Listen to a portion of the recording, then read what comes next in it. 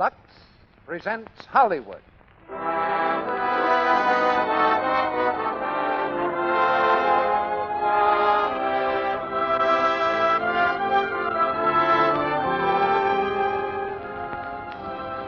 The Lux Radio Theatre brings you Loretta Young, George Brent, and Mary Astor in The Great Lie. Ladies and gentlemen, your producer, Mr. Cecil B. DeMille.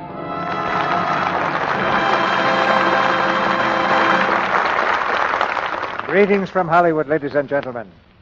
Great stars are born, not made. But like the mechanic and the carpenter, they too must learn their trade. Loretta Young played her first part when she was 4 years old. George Brent started to learn about acting at 18. Mary Astor began her picture career at the mature age of 14. And a few days ago, while our play was in rehearsal, Miss Astor won the Academy Award for the finest performance by a supporting actress during the past year. That winning performance on the screen was in the same part she plays tonight on the air. I like to work with people who have records like that. I like to produce radio plays and make pictures with them. Just give a trio of stars like these three a play like The Great Lie, and it's a joy to watch the finished production take form and assume reality. Tonight's drama is adapted from the Warner Brothers picture, a story that cuts to the heart of a very human situation.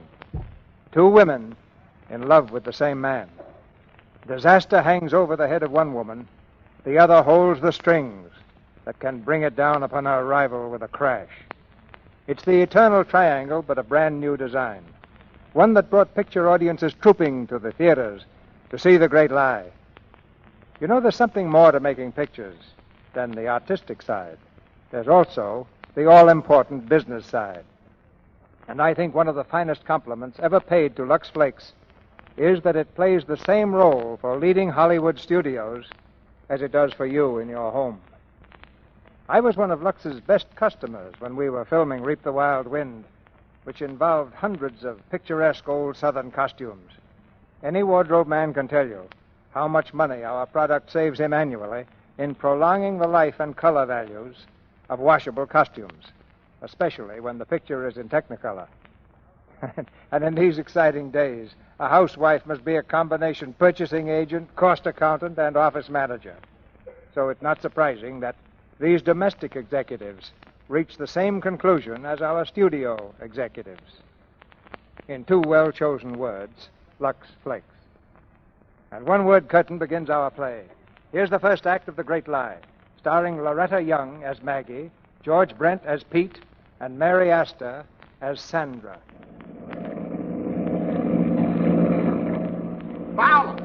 Fowler! What is it? That's Mr. Pete up there, flying down from the sky like an angel of the Lord. Oh, hush your mouth. He ain't no angel, and he ain't coming to this house no more.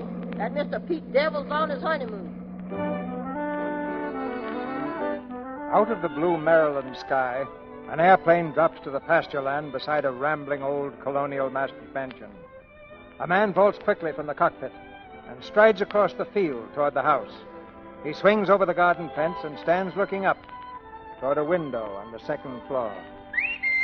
Maggie! Ain't no use whistling around here, Mr. Pete. That sound belongs in the day that is gone. Hello, Violet. Miss Maggie in her room? Mr. Pete, if you take my advice, you get right back in that airplane and fly away like a bird, right back where you come from. Go tell her I'm here, will you? No, sir, Mr. Pete. She ain't wanting to see you no more. We done read the newspapers about you running off and getting married. Now, Violet, you know you can't read. Well, Miss Maggie can. Violet! Maggie, I'm coming up. Your name ain't Violet, Mr. Pete. You stay right down here where you belong. I'm coming, Miss Maggie. Come in, Violet. Is that Mr. Pete down there? Yes, ma'am. Is he drinking? Well, what do you care if he's drinking or if he ain't? Well, tell him I'm busy and I've got a cold. Hey, did you take your medicine? Yes, now much better. I don't want to see him anyway. Well, that's what I told him. But I'll tell him again. Now, you go down and be nice and polite and tell him I've got a cold and that I'm busy and that I... Oh, I can't see him, can't I, Violet? No, Miss Maggie, you sure can't. Why not, Maggie? Pete. Mr. Pete, you get yourself downstairs. Don't let him in here, Miss Maggie. It's all right, Violet. Leave us alone. Yeah. But it ain't good, Miss Maggie. Well, what's the matter with you? What's the matter with me? Oh, you've got a cold. Yes. What are you taking for it? None of your business. Well, how'd you get it? I got wet. Mm-hmm. I always said you didn't have sense enough to come in out of the rain. If I had any sense, if I'd had any sense I at wouldn't all... be in your life. No, you wouldn't. Just like this cold. A sneeze or two and you'd be gone. Your nose is pink and your eyes are red. And violets are blue and sugar is sweet, and I wish you'd go. What are you doing down here anyway? I want to talk to you. You want to talk to me? You act as if nothing had happened. You haven't forgotten you're married, have you? No. Well, I'm sure Sandra hasn't. Well, it was very sudden, the whole thing. Yeah, so the paper said. Peter Van Allen marries famous concert pianist. Couple fly from New York to South Carolina. Well, you must have passed right over the house here, Pete. Why didn't you drop me a note? Well, Maggie, that's what I want to talk about. I think I want to hear about it. Oh, Maggie. Now, please. All right. Is there anything else? Well, among other things, I'm thinking about going back into aviation. There's a lot doing now. Hemisphere defense, and all that sort of thing. Whose idea is this? Yours, don't you remember? The day after New Year's. There was snow, and we skated, And I proposed. and I refused. Yeah. Oh, Pete, let's not go into this thing all over again. I'm not whining, but it's been like this for 4 years. On and off and off and on, and... Well, there was only one thing I ever asked you. One thing I begged you to do. To be a sober, solid citizen. Well, sober anyway. But I guess the prospect was too dull for you. Well, it's all over now, and I feel just the way I did when they took the bands off my teeth. I had those blasted things for 4 years, too. Yeah, I know. Tell me honestly, Pete. Is this marriage of yours going to help? If I thought it would, I'd be completely for it. Well, you know Sandra. Yes, I do. Like her? I hate her. Oh, not because she's married to you, Pete, but... Oh, you know. Well, I won't talk about it. The fact remains that whatever she was or is, she's your wife, and I can't discuss it. Well, Maggie, let me tell you something. Violet was right. You shouldn't have come here, and I shouldn't have seen you. Every time I do, I feel like your little gray-haired old mother with the roses over the door and the lamp at the window. Well, the lamp is out. That's not true. Anyway, I'm tired of being your haven. Did your wife know you came down here? No. Don't you think it would have been nicer if you'd have told her? Yes, but she was asleep. Besides, I wanted some fresh air, and I wanted to talk to you about something. Aviation. That was only part of it. Maggie, listen, after all, we all make mistakes. Have you come down here behind her back in the first week to tell me you've blundered? Oh, Maggie. Come in. Excuse me, but it's time for your medicine, Miss Maggie. Now, Violet, please. Mr. Pete, ain't it time you's gone? Your lady wife must be waiting for you by now. Now, Violet, I'm sure your intentions are of the best, but this is a very personal Well, matter. there ain't nothing personal between Miss Maggie that ain't personal with me. Since she's that big, I done took care of her. Now, Violet. Pete, you better go. Maybe I'd better. Goodbye. Goodbye. Sorry, Violet. Why, Violet. I'm sorry, Miss Maggie. I'm sorry for him, and I'm sorry for you, and I... Oh, Violet, please don't. Please don't, Violet.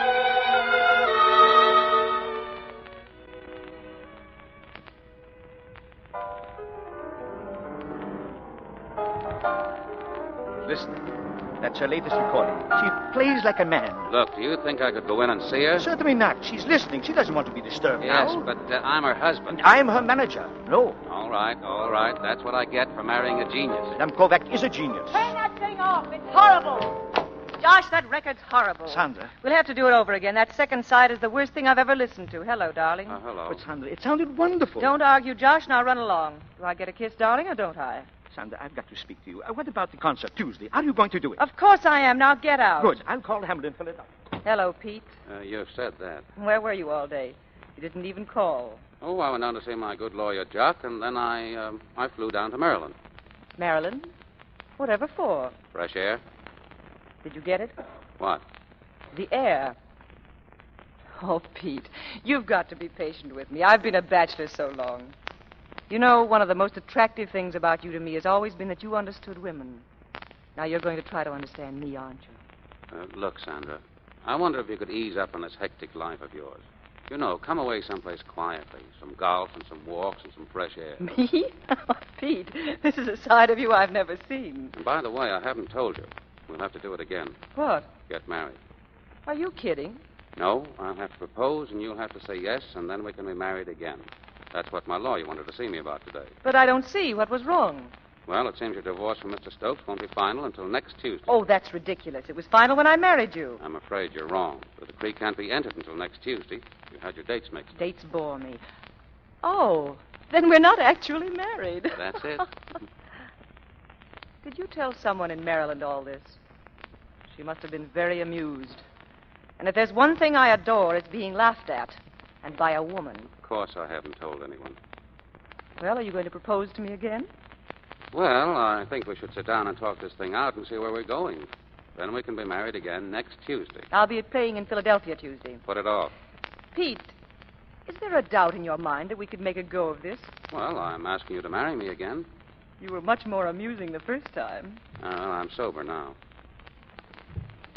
Well, suppose you go out and get yourself into another mood. All right. Good night, Sandra. Pete, when are you coming back? Next Tuesday. I'll be in Philadelphia. Look, Sandra, that's the day we're going to be married. I've already told you I won't be here. Then don't go to Philadelphia. Pete, darling, please try to understand. Marriage or no marriage, I'm doing a concert in Philadelphia.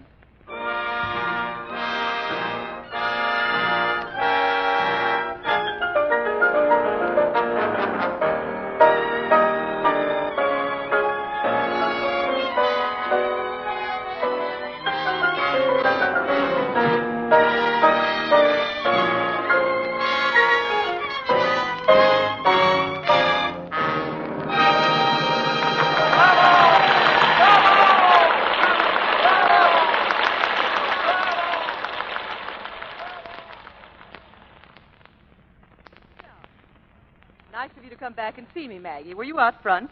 No, I just got in at 10:15. Where's Pete, Sandra? In New York. Oh, Did you come to see him? I came to see you both. I thought he'd be here naturally. How did you know I was playing here? I called your apartment in New York. Was Pete there? No. Oh. Cigarette? No, thanks. Phew, I'm hot. Well, don't catch cold. I'm just over one. Pete left the window open the other morning while I was still in bed, and I caught cold in my shoulder. I'm sure he did it on purpose. One thing, there's never a dull moment with Pete. Tell me, did you find him stubborn? When? Well, you were engaged to him twice, weren't you? Yes? You're looking very well under the circumstances. What circumstances? You said you had a cold. Oh, yes. But I said I was over it. The cold?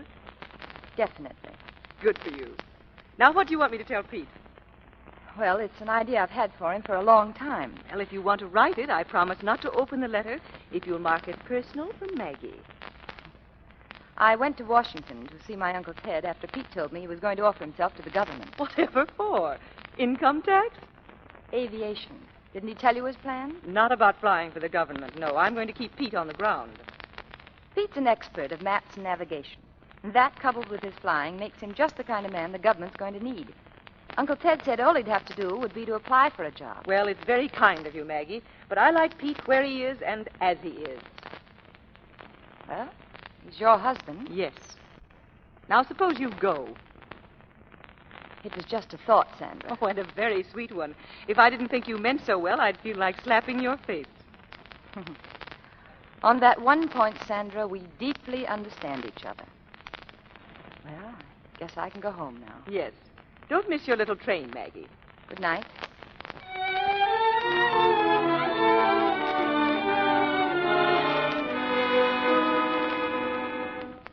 You certainly have a nerve, Pete. Now, hold your horses. I will not. This is not a roadhouse that you can drop in and out of whenever you happen to be passing.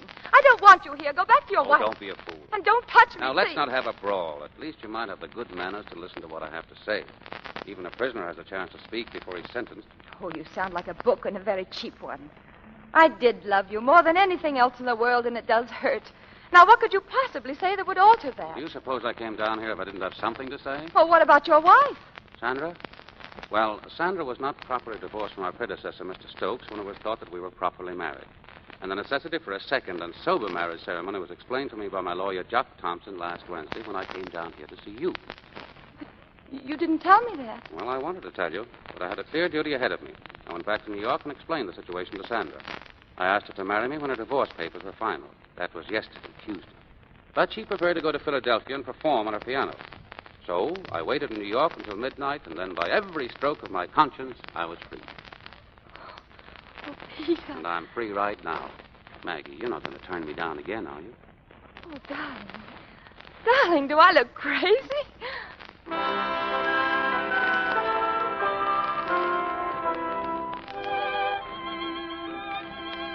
Nice music. Oh, yes. Yes, there must be something very special going on around here. Yes, a wedding. Oh, today? Uh-huh. Where, friends of yours? Uh-huh. Pete and Maggie, you remember them. Oh, yes. And naturally, I'm glad the suspense is over. They've been messing about at getting married ever since I can remember. Ah, the fool. Yes.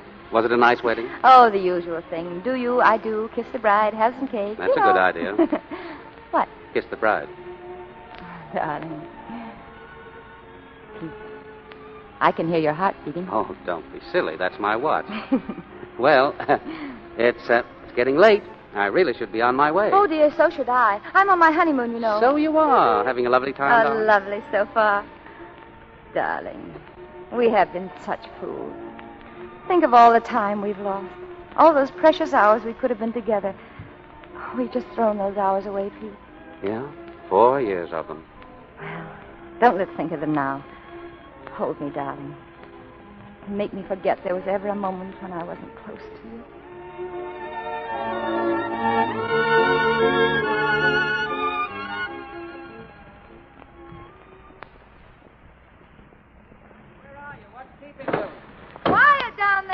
Listen, are you coming for a ride or aren't you? I've been holding these horses for an hour. 10 minutes. You've still got 50 to go. Are you coming down or do I have to come up there and drag you down bodily? Bodily, my love. Bodily. All right, you asked for it. Miss Maggie, there's a letter here. What, Violet? The letter just come, special delivery. Let me see. Oh. That's from Washington. Washington? What do Uh-huh. they want? Oh, it's probably something about... Oh, Violet. You got some bad news, Miss Maggie? No, not exactly, but Mr. Pete has to go to Washington at once. And you just married 5 days? Why, just let that letter blow away in the wind. You think I could get away with it? Maggie. In here, Pete. Now, Violet, don't you say anything yet. No, I ain't saying a word, not Hey, me. what's going on up here anyway? Come on. Oh, that letter for me? No, it's for me. It's from Uncle Ted. Oh, how is he? All right, I guess. Doesn't he say? Well, I haven't read it all yet. Come on, Pete, let's go for that ride, shall we? Wait a minute. What's the matter with you? Nothing. Oh, yes, there is. Anything in that letter? No. Let me see it. No, Pete, Oh, yours. Well, come on, I'll give it to me. Oh, I'll take Pete, it away. Pete, Give me that. no. Oh, all right. Come on. All right, I'd have had to tell you anyway. It's from Washington. They want you to leave right away. Really? Mm-hmm. Well, let's see it.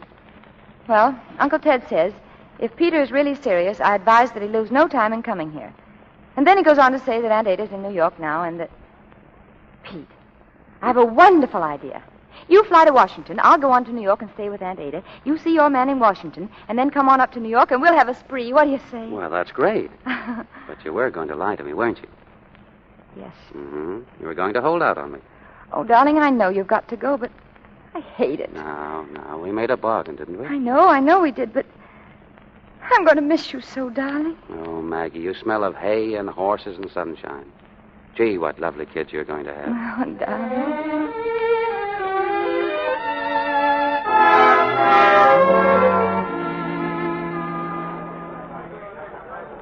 Hello, operator. This is Mrs. Van Allen speaking. If that long-distance call comes through for me, I'm in the Palm Lounge. Hello, Maggie. Hello, Sandra. Yes, operator. I'll be here for some time. Thank you. I didn't know you were in New York, Maggie. I want to congratulate you. Thanks. Where's Pete? In Washington. Oh, so you did get him into the air. Yes, I did. Maggie, I'm giving you fair warning. I'm going to get Pete back. Well, Pete's married to me now, Sandra. Yes, and there wasn't any flaw in that ceremony, was there? You'd see to that, wouldn't you? Look, do we have to go on with this? I've canceled my tour, Maggie. Really? Yes. You see, I'm going to have a baby. Pete? Yes. Oh, but you wouldn't. You couldn't. You're wrong, Maggie. I can and I will. Mrs. Van Allen. Yes, what is it? It's your long-distance man. Oh, thank you. Hello? Hello, darling. I'm talking to you from your Uncle Ted's house. Hello, darling. Hold on, will you? I'll go upstairs. No, there isn't time, Maggie. I'm leaving on a trip immediately. Immediately? But where are you going? I don't know. They haven't told me yet. Oh, well, for how long, dear? Darling, I don't even know that. A couple of months at least. Oh, Pete. Well, it's awfully quick notice, I know. Well, will you be flying? Of course. That's what I'm here for. Oh, yes, Well, darling, then I won't see you before you leave. Well, I'll write you as soon as I can. Goodbye, darling. Tell him I'm with you. I said goodbye. Goodbye, dear. Take good care of yourself. You too. Oh, yes, of course, dear. Goodbye. Bye, sweet. Is Pete going away? Yes. Too bad. You're going to lose him, Maggie. I'm going to get him back. Well, time will take care of that. I told you I'm going to have a child. You're lying. Am I? Time will take care of that.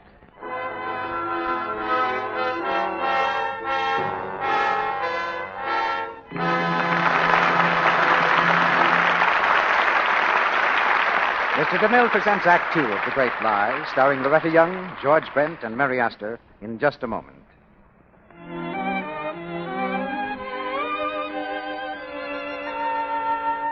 Now, if Sally and I may take a few liberties with an old saying, of all sad words, there's one that's shocking to girls today. A run in my stocking. Yes, stocking runs are real tragedies today. With a couple of bold, bad villains to blame for many of them. Harsh, alkaline soaps. Cake soap rubbing. These are two villains that are to blame for many costly, heartbreaking stocking runs. Two villains that rob stockings of their elasticity, that weaken the threads so they break easily into runs. But they're two villains that haven't a chance to ruin your stockings if you stick to new, quick Lux. Lux is very gentle. It guards that vital quality of elasticity because it contains no harmful alkali to injure delicate stocking threads. And, of course, with Lux, there's no cake soap rubbing to weaken them either. Nightly Luxing takes away soil and perspiration quickly, thoroughly, and safely. So you get better wear from your precious stockings. Over 90% of the makers of stockings advise Lux Flakes, makers of rayon, cotton, and wool stockings, as well as of silk and nylon. Keep those two villains, harsh soaps and cake soap rubbing, away from your stockings. Save your stockings with gentle Lux care every night. It's easy and very thrifty. One big box of Lux Flakes does stockings every night for months. Now, our producer, Mr. DeMille. Act Two of The Great Lie, starring Loretta Young as Maggie, George Brent as Pete, and Mary Astor as Sandra.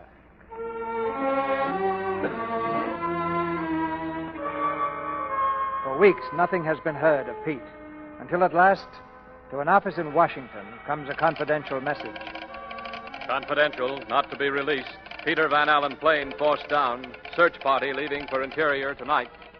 24 hours later, Maggie has still not heard the news. Now in her aunt's apartment in Washington, she meets a man from the War Department. Come in, Maggie. This is Colonel Harrison. Not the Colonel Harrison. How do you do? How do you do, Mrs. Van Allen? Aunt Ada's told me so much about you. Sit down, won't you, please? Maggie. Yes? Colonel Harrison has news about Pete. Oh, really? Is he coming back soon? Mrs. Van Allen, I'm afraid it's not very good news. Why? What do you mean? It's not altogether hopeless yet, but your husband and his party have been missing for 24 hours over the Brazilian jungle. Missing? Well, you see, the terrain is very difficult. It takes time to get a search party and their planes back over there.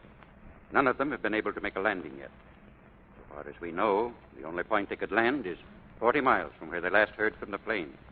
The country's very thick. It may take a little time. Pete. It's not hopeless, Maggie. Colonel, you'll let me know, won't you? Right away. Of course. I mean, even if it's bad news, you'll tell me. Please. We'll let you know as soon as we do. But you mustn't give up hope, Mrs. Van Allen. Not yet, anyway. But it doesn't look good, does it? I mean, even right now. Frankly, it looks very bad. Oh, thank you, Colonel.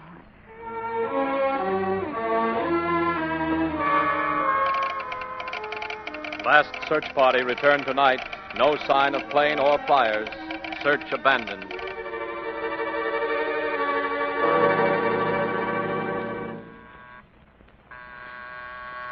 That's Miss Maggie ringing. You go up, Jefferson. I just can't look at her face no more. I just can't. I'll go. Who is that gentleman up there? That gentleman's from New York. That's Mr. Peters' lawyer. Go along now, Jefferson. Don't keep her waiting. But it's so hard to believe. It's so hard to understand, Jock. I know, Maggie. But you've got to think of yourself. Sleep and food Oh, what and... for? I don't care.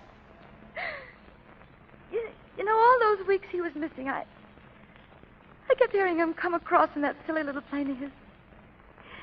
I really heard him this morning. Maggie. Oh, of course, it was only Jefferson with his lawnmower. There was no one else like Pete in the whole world. Remember those silly little sketches and that crazy old whistle and... Oh, but you knew him very well, didn't you, Jack? Oh, yes. School, college. I knew Pete. Oh, Jack, you'll have to forgive me. Of course. Yes? Oh, yes, Jefferson. I wanted to tell you that Mr. Thompson is staying for lunch. Yeah, so. And Jefferson, don't you and Violet go around looking like that. Mr. Pete is just gone, that's all. Just gone. Yeah, so. Poor Jefferson. He and Violet loved Pete very much, and... Everyone did, Maggie. There must be some satisfaction in knowing Pete was doing something worthwhile. I know. I've thought of that. But don't you see, I made him do it, Jack. He was a very happy man, Maggie, and he wanted to go on that trip. He called me from Washington the day he left. He called himself the big family man. He wanted children. That would have been something, wouldn't it? What? Something of his to live on. Pete's child. Oh, yes. If I could only scream or something, Maggie!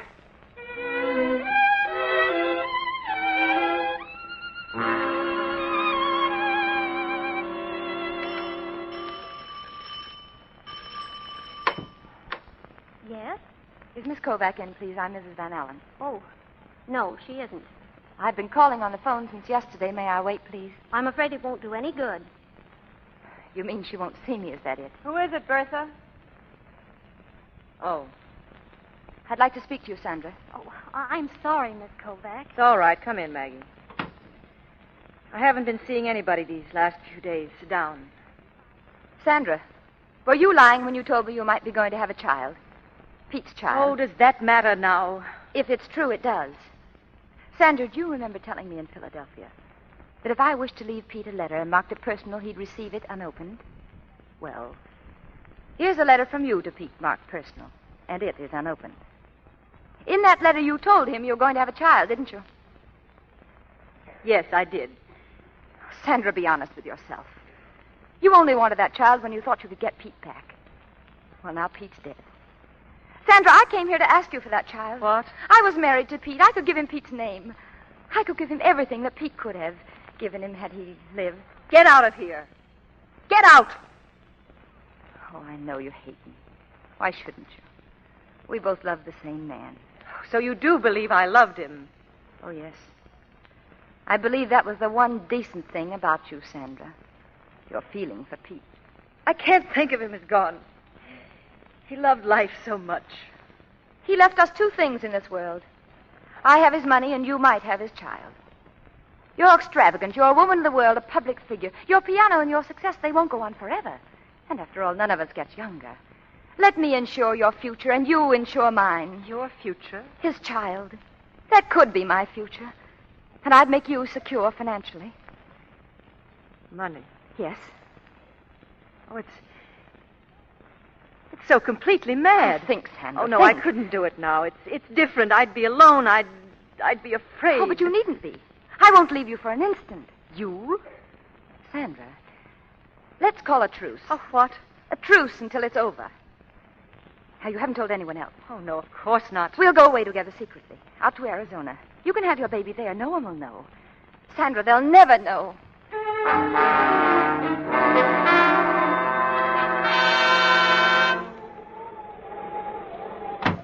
Maggie, is that you? Hello, Sandra. Where have you been all this time? Well, I drove into Yuma for a few things. You have to stay all day? That's 100 miles round trip.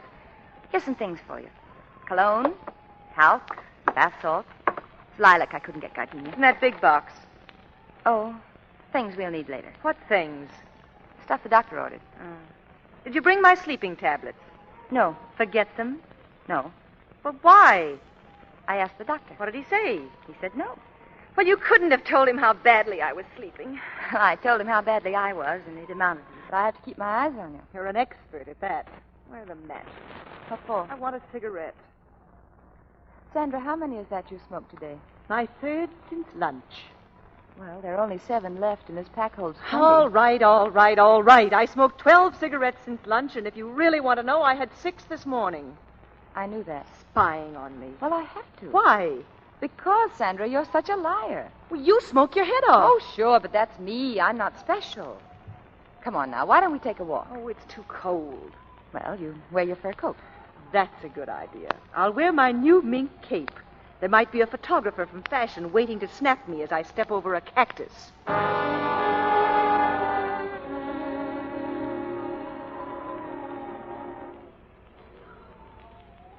It's your place, Sandra. Oh, I'm sick of cards.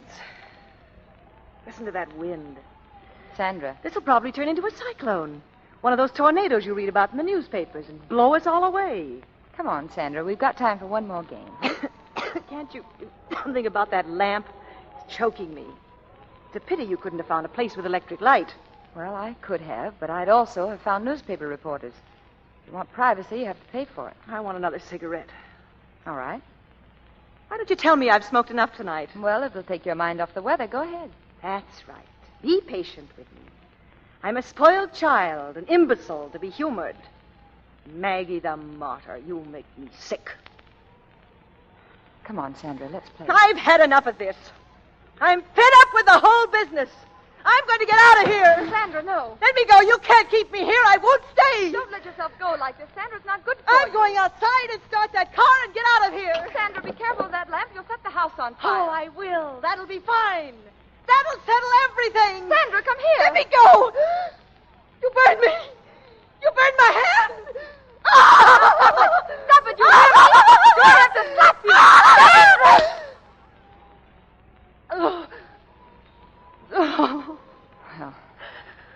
Well, that's better. I'm sorry, Sandra.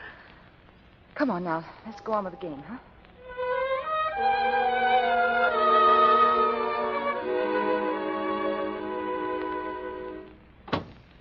Well, Doctor? Any minute now. Got that water? Yes, it's all ready. Is Sandra all right? She'll come through this fine. She's as healthy as a horse, that woman. You seem more worried about this baby than she is. I think I am. Ever have a child of your own? No. A pity.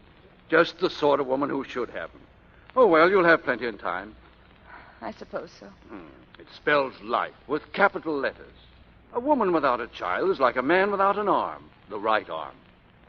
Tragic, the father dying before the child's born. Did you know the father? Yes. No. What sort of man was he? Oh, he was very handsome, very clever, and very gay. Doctor! Doctor! Well, this is it.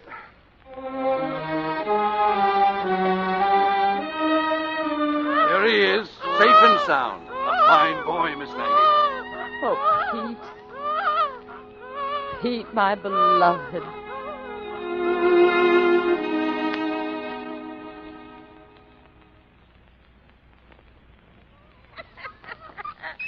Come on now, young Pete. Up he goes. Have you got his lunch ready, Violet?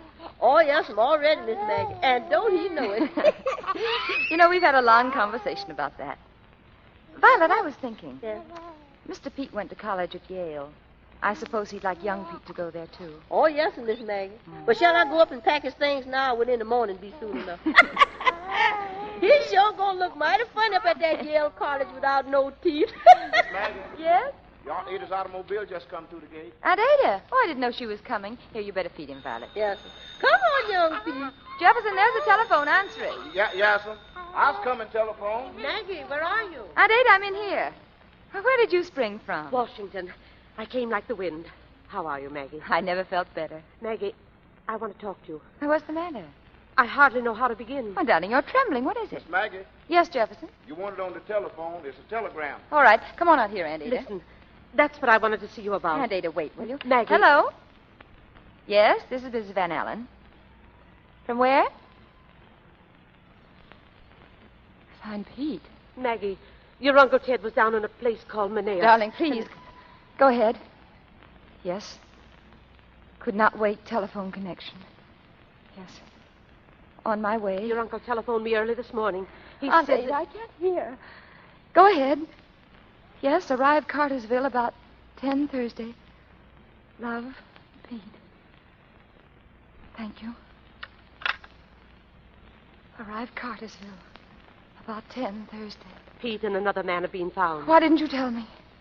When did you first hear this? Well, Colonel Harrison came down to your uncle and said... Arrive Cartersville about 10 Thursday. Why, that's today. It's today.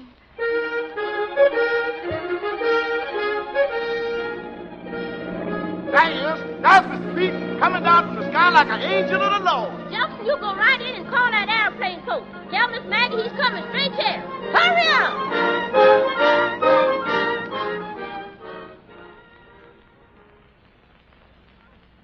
Violet, where's Mr. Pete? He's in the baby's room, Miss Maggie. All right. Watch out, the baby's sleeping. Yes. Pete? Oh, Pete! Maggie. Oh, darling.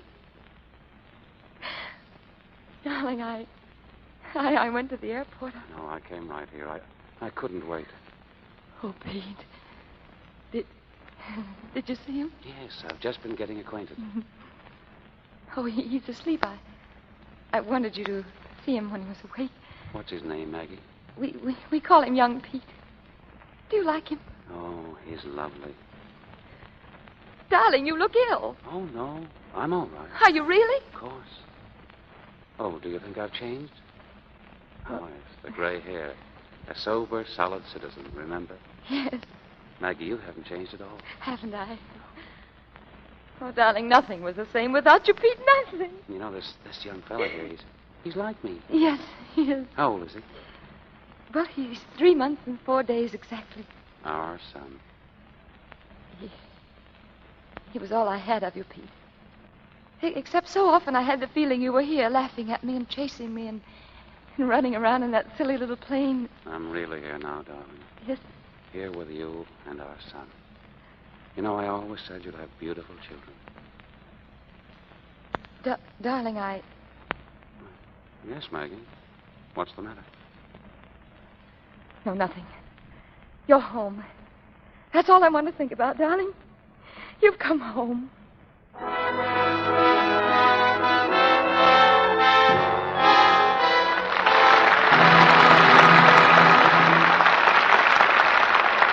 We pause now for station identification. This is the Columbia Broadcasting System.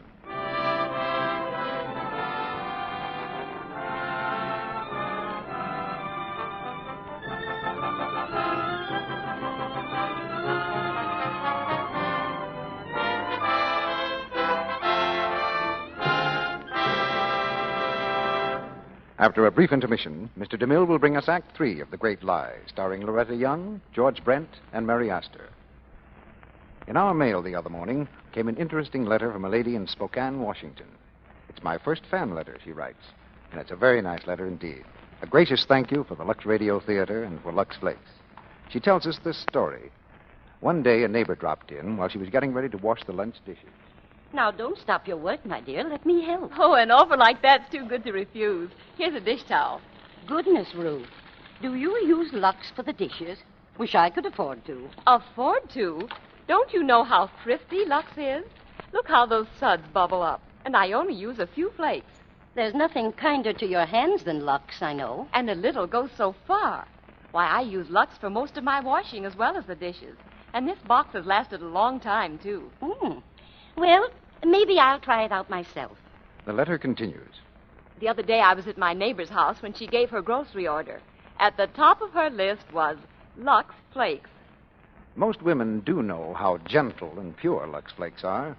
Perhaps some of you don't realize how economical it is to use New Quick Lux for the dishes. You know, it's the suds that count. And Lux gives more suds, ounce for ounce, than any of 10 other leading soaps tested. Now, that's true even in hard water. Why not save your hands from that unattractive dishpan look when it costs so little? Tests have proved that red, rough hands begin to grow lovelier in from 2 to 7 days after changing from harsh soaps to gentle New Quick Lux. Just try it. You'll never want to do dishes any other way. Now, Mr. DeMille returns to the microphone.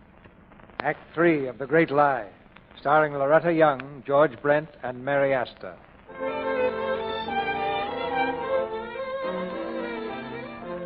several months have gone by, and Pete still doesn't know that Sandra is the mother of his young son. Now Pete and Maggie are in New York in a hotel dining room with Colonel Harrison. Pete, the proud father, has just brought out the latest snapshots of the baby.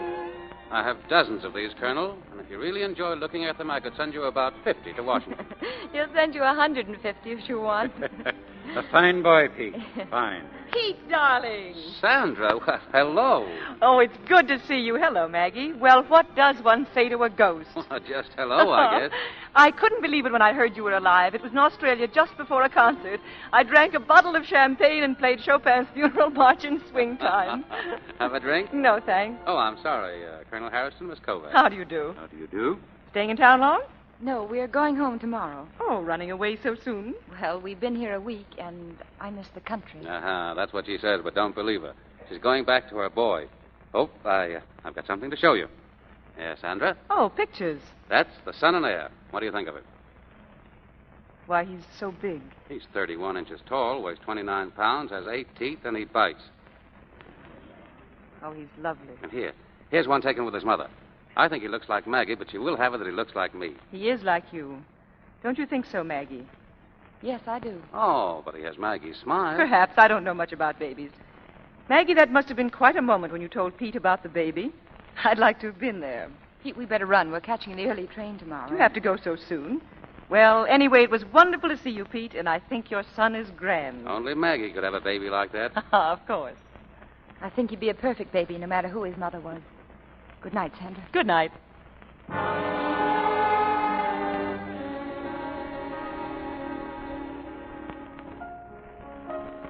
Well, Miss Maggie, there's a lady here to see you. I know. Where is she, Violet?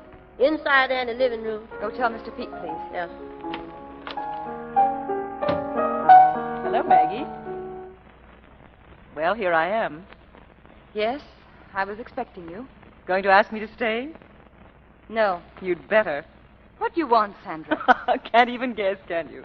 Oh, Maggie, you're marvelous. Well, hello, Sandra. Pete, hello, darling. How are you? Well, what are you doing in this part of the world? Well, I hardly know myself. I was motoring to White Sulphur Springs. All of a sudden, I realized I'd gone straight through to Maryland. Uh-huh. I remembered you lived in Maryland, and here I am. I hope I'm not intruding. Why, of course not. You're looking fine, Sandra. I feel well, a little tired. Oh, I love this place. Oh, I must show it to you. I was wondering, could you put me up for the night? I was going to White Sulphur for a rest anyway. I've had a tough season. Why, yes, I suppose we could. Couldn't we, Maggie? Why, yes. Oh, that'd be lovely, thanks. By the way, where's the baby? I can hardly wait to see him. It was a boy, wasn't it? Yes. Would you like a drink, Sandra? Not now, thanks. I'm dying to see the baby. Oh, come on, then. It's upstairs. Pete, it's time for his bath. Oh, I know. Well, can't I see him in his bath? Certainly. Come on. Isn't the proud Mama coming? Come on, Maggie. No, not now. I want to speak to Violet about dinner. You run along. I'll join you later.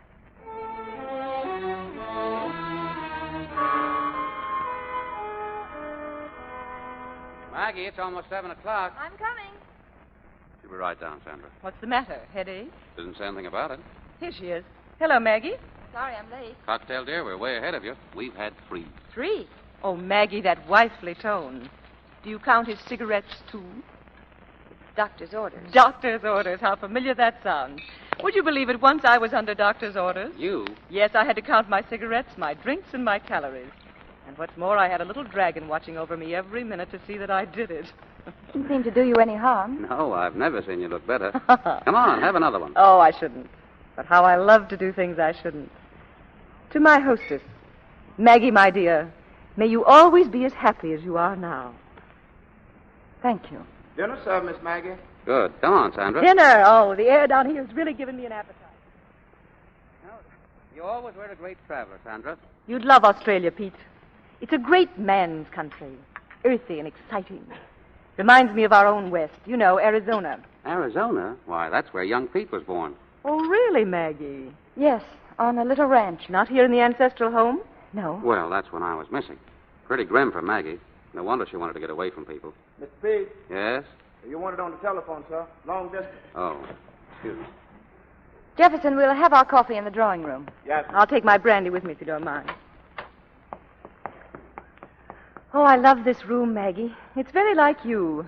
Quiet and peaceful. Sandra, what are you going to do? What are you going to do? Nothing. You going to hold me to my bargain? Why, yes. When I made it, I didn't know Pete was alive. When you thought he was dead, you didn't want that baby. Now that he's alive, you want them both. It was never a part of the bargain that Pete should be alive. The money you gave me is in trust. It's never been touched. You're not going to tell Pete. No, Maggie. I'm not going to tell him. You're going to tell him. And I'm going to stay here until you do. Well, that's that. Harrison, that's the new planes he wants me to see. Pete, I think I'm going to say good night. I won't have any coffee. It might keep me awake. And I want a good night's sleep. Sleep? Why, you're not turning in now. Oh, Maggie looks a little tired. Are you, Maggie? Well, but it's so early. Oh, I won't go to bed right away. I'll read and write some letters. Besides, you've got luncheon guests tomorrow, haven't you? Yes. Well, then I think you've had quite enough for one evening.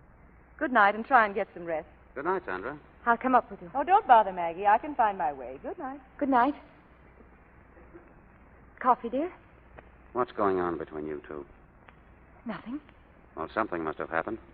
Did Sandra say anything to upset you? No, she didn't. Well, then, my darling, don't you think you've let me down a little? How? Well, I don't know why Sandra came here, but I'm sure she came here for some reason, and I particularly wanted to see how happy we are.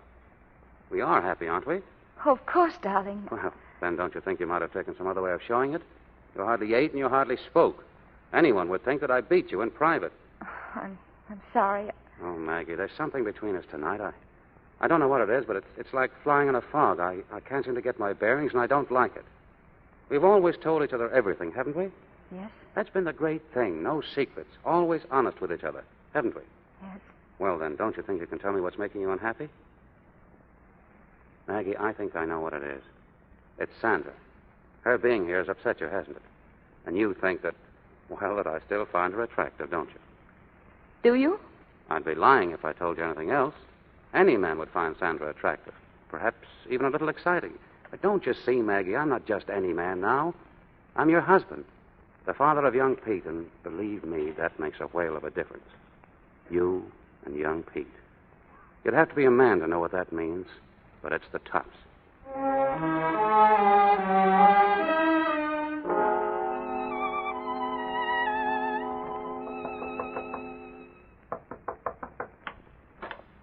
Are you awake, Miss Maggie? Yes. What time is it, Violet? I didn't get to sleep till early this morning. Why, it's 10 o'clock. Oh, that wretched lunch. What am I going to do? Well, the first thing you're going to do is drink your coffee. There ain't nobody coming for almost an hour. I don't want anything to go wrong, Violet. Is Madame Kovak up yet? Lordy, yes, and she was up with the birds, had breakfast, and then come to the nursery and took the baby. Where? Where did she take him? Miss Maggie, what's the matter with you this morning? You as white as a tablecloth. Why, she just took him for a little walk. They're downstairs there now. Oh. Well, get my clothes, Violet. I'm getting up right away. Morning, Maggie. Good morning. Sleepyhead. Hello, I'm sorry I slept so late. I'm getting acquainted with this young man. He's a darling. Yes, isn't he? I'm thinking of stealing him. You'd better not try it. Come on, Sonny. Back to the nursery for you. Sit down, Sandra. I want to speak to you. Yes. I think we ought to have a talk, Maggie. I've changed my mind since last night. If you think I can stand by and let Pete think that child is yours and say nothing, you're crazy. Why didn't you tell him the truth when he came back? Why did you lie to him? I didn't lie to him. But Pete thinks that child is yours? He is. What? I didn't lie to Pete. That child is mine. Your part was finished the minute you gave that baby to me. From that day on, I've had only one purpose in my life. To make that baby mine and to forget that you ever existed. So you told Pete the baby was yours. What did you think I'd do about that? I don't know what I thought. I thought that you'd never come back, that perhaps you'd marry and stay away, or perhaps you'd die. I hoped you would die. But I didn't die, and I haven't stayed away, and I want that child. Sandra, you walked away from that baby without one backward look. But I've seen him now. But you could have at any time. We made no rule about that. I was in Australia. Oh, it takes more than an ocean to keep a mother from a child she really wants to see. In all those months, you never wrote me one line asking about him. You were perfectly satisfied to take him off your hands, to send him with me. Why, if that had been my child, I'd never have given up. But he's not your child, and you're going to give him up. You could justify that lie to yourself, but you can't justify it to Pete. He'll never forgive you, Maggie. Sandra, you're not going to tell Pete, are you? You see, you're afraid. You don't dare tell him how you've lied to him. And I'll tell you something else you're afraid of. You're afraid you'll lose Pete, too, and you will. He never loved you as much as he loved me. You were second choice. You caught him on the rebound. There's only one thing holding him to you, Maggie, and that's my baby. I'd be too proud to hold a man with another woman's child. Pete, come here. What's the matter? Come here. Anything wrong? What are you looking so solemn about? I've got something to tell you. Well, I've lied to you about young Pete. what do you mean? I mean, he isn't mine. What are you talking about? He belongs to Sandra. Sandra's his mother. He's mine, Pete. Yours and mine. I'll tell you as simply as I can. When you were in South America, before you were missing, Sandra told me that she was going to have a child. Your child. And then when you didn't come back and we thought you were dead, well, it wasn't an easy situation for Sandra to face alone. So I went away with her and stayed until young Pete was born. And then I persuaded her to let me take him. It was the only way he could have the place that he was entitled to. After all, he was your son. So Sandra gave him to me so that he could have that place. Wait a minute. That's why you went to Arizona alone. That's why you didn't take Violet or Aunt Ada with you. Yes. Yes, I thought there was something funny. You were always so shy about taking credit for young Pete. And I remember you saying, no matter who the mother is, the baby would be perfect. At the time, I thought that was very sweet. I liked it. I thought it rather touching myself. And you, Sandra, ever since you've been in this house, you've been hammering sarcastically at Maggie about that baby. The proud mother business. I thought there was something. But, Pete, don't you see? Yes, I see. You told everyone the baby was yours. You lied to everyone. When I came back, you even lied to me. How long did you intend to go on lying, Maggie? I couldn't bear the thought of losing either of you. Why are you telling me now? Because now Sandra wants the baby. Oh. You mean you're going to take the baby away? He's mine, Pete. When I gave him up, I didn't know you were still alive. It's different now. Well, how is it different now? Sandra just told me that I was only holding you because of young Pete, her child. And that if you knew I'd lied to you, you'd leave me. Well, Sandra, the baby is yours. If you want to take him, there isn't very much we can do about it. He's a wonderful kid, and we'll miss him, naturally. But, Maggie, thank heaven we've got each other. Oh, darling. Well, this is another side of you, Pete. The noble, forgiving husband side. You're very pathetic, darling, and just a wee bit nauseating. Sandra, wait. Young Pete's not ready. I have to get him dressed, and could you give me just a little while to say goodbye to him? Don't be a fool, Maggie. What would I do with a baby without a man around to bring him up? Pete, you're not forgiving me. I know that. You hate me, don't you? You can tell the truth now. She's gone. You hate me. Mommy. He's coming, young Pete. Don't you worry. Oh, Pete, please say something. Don't just stand there looking at me like that. Say what you're thinking. We'd better go upstairs, darling. I think young Pete wants to see his mother. Oh, darling. Come on, Maggie. Yes, darling. Mommy's coming.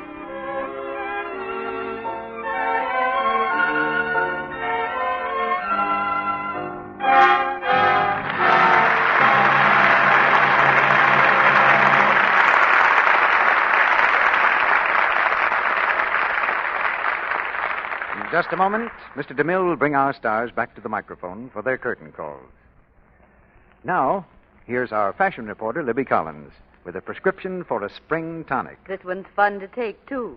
And for just a few dollars, it makes you feel like a million. Here's what you do. Take one spring suit. Doesn't have to be a new one. Add a collection of bright new blouses, and there you are. Take one blouse printed in splashy red roses with a soft bow at the neckline. One tailored blue and white checked chambray with white piqué collar and cuffs. And a plain bright red or stark black to change off, and you've got a grand variety. There are lovely new blouses in the stores. And, of course, if you want to buy the fabric and make your own, they're even less expensive. Add a dash of New Quick Lux to your prescription, Libby, and it's even thriftier, because Lux is so safe for those bright prints and deep colors. Safe for anything safe in water. Lux Care keeps colors fresh and unfaded and new-looking longer, so your pretty things wear better. And better wear is more important to us today than ever. Yes, it's thrifty as well as easy to save our pretty washables with gentle Lux Care. It's care that experts advise. More makers of fine washables advise Lux Flakes than advise all other soaps combined. Now, here's Mr. DeMille with our stars. When 3 stars have taken as many curtain calls in the Lux Radio Theatre as Loretta Young, George Brent, and Mary Astor, it goes without saying that we're delighted to have them take another. Well, thank you, Mr. DeMille. I always look forward to these weeks in the Lux Radio Theatre. You 3 were certainly convincing in The Great Lie. Well, that's the only time I've been called a liar that I enjoyed it, C.P. Careful, George. Careful, you'll get me in wrong with the ladies. I feel a little embarrassed, Mary, that every time you've been our guest here, we've given you the rather disagreeable part of the other woman. The Northwest Mounted Police in reverse, Mr. DeMille. The lady who never gets her man. But the lady who did get an Academy Award for her performance in The Great Lie. Mary, we all want to congratulate you on winning that award. And everybody in Hollywood agrees with that, Mary. Thank you both. It's the nicest thing that ever happened to me. Naturally, I'm very proud of the honor. And I think the audience should know that when Mary arrived here for rehearsal the day she won the award, our whole cast broke into spontaneous applause. That was exactly how we felt about it. Say, what's going on here next week, C.P.? A delightful comedy, George. It's Paramount's hit motion picture, The Lady Eve. And our stars will be Barbara Stanwyck and Ray Milland. You'll hear Barbara Stanwyck in the same part she played on the screen, the beautiful card sharp, who finds a victim in Ray Milland until love takes a winning hand in the game. And we're sure to win with fortune dealing us The Lady Eve next Monday night. Well, the picture was a great success, Mr. DeMille. I know you'll have a fine play. Good night. Good night. Good night. The Great Lie is certainly worth telling.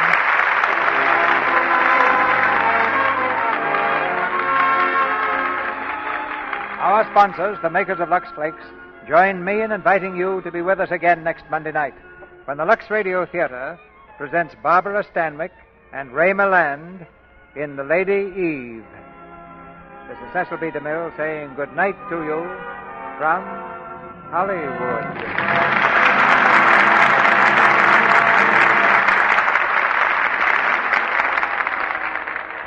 Ladies and gentlemen, the Honorable Henry Morgenthau, Jr., Secretary of the Treasury, has honored our sponsor, the makers of Lux Flakes and Lux Toilet Soap, with a citation, which reads as follows. For distinguished service rendered in behalf of the National Defense Savings Program, this citation is awarded to Lever Brothers for radio promotion. Needless to say, we're proud that our sponsors' efforts on this program and on all other Lever Brothers programs have won this recognition. You can be sure that Lever Brothers Company will continue to do all in its power to promote the sale of defense bonds and to further every other effort to win the war. The picture, The Great Lie, was directed by Edward Goulding.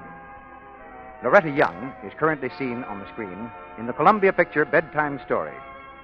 George Brent appeared tonight through the courtesy of Warner Brothers Studio and will soon be seen in their production of In This Our Life, in which he co-stars with Betty Davis. Mary Astor's current picture is the Warner Brothers production, The Maltese Falcon. Heard in tonight's play were Ruby Dandridge as Violet, Griff Barnett as Colonel Harrison, Verna Felton as Aunt Ada, Buck Woods as Jefferson, and Charles Seal, Boyd Davis, Arthur Gilmore, Leon Ledoux, and Leo Cleary. Tune in next Monday night to hear Barbara Stanwyck and Ray Milland in The Lady Eve. Our music was directed by Louis Silvers, and your announcer has been Melville Ruick.